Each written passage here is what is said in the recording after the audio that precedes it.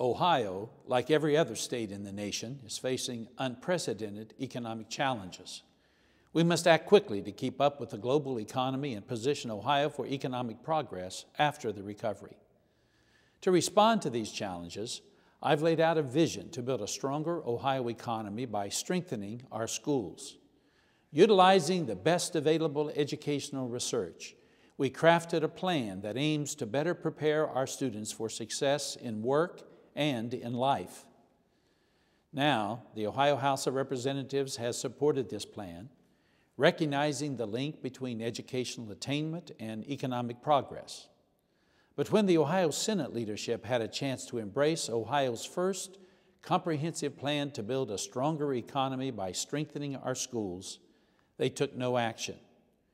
Rather than introducing a competing proposal, the Senate leadership endorsed little more than the status quo, holding on to the outdated, unconstitutional system of education that is holding Ohio and our children back from the promise of economic progress.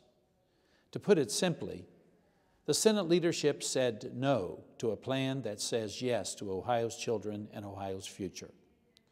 Specifically, the Senate leadership said no to requiring that all schools offer all-day kindergarten, despite the importance of early education for our youngest learners. They said no to teaching our students the skills that will help them be successful in the modern economy, the very skills that businesses tell us they look for in the people they hire, such as creativity, innovation, critical thinking, leadership, and communication skills. The Senate said no to utilizing technology and hands-on learning more in the classroom, reducing the over-reliance on local property taxpayers that has held our system back for so long. They said no to requiring strict spending accountability for all of our schools so that taxpayers know their tax dollars are being spent on what gets results. The Senate leaders turned their backs on the promise of these reforms, favoring an outdated system that has been declared unconstitutional by the Ohio Supreme Court 4 times.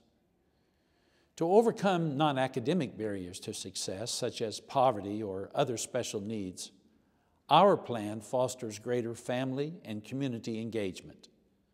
Our plan begins to measure our students against the world by assessing graduating seniors with the ACT College entrance exam, offered to each student for free. Our plan supports gifted children, expands after-school learning opportunities, and the learning year by increasing it to 200 days. Despite the research evidence that tells us these changes would improve student outcomes in the classroom, the Senate leadership said no. My friends, failing to modernize Ohio schools in the face of today's economic challenges is a failure of leadership. We can no longer turn our backs on our children and expect to develop the competitive workforce that will attract the jobs of the future. But the Senate did say yes to one thing. After at least 17 education studies, either chartered or authored by state government in the last 20 years, the Senate said yes to 2 more studies on education reform. But the time for another study has long since passed.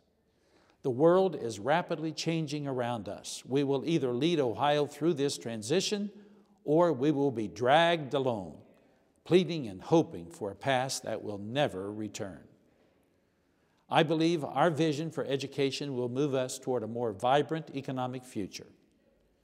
Today, more than ever, we must come together and say yes to strengthening Ohio's economy by strengthening our schools. I have chosen to lead. The House has chosen to lead. And I hope that the Senate will choose to do the same.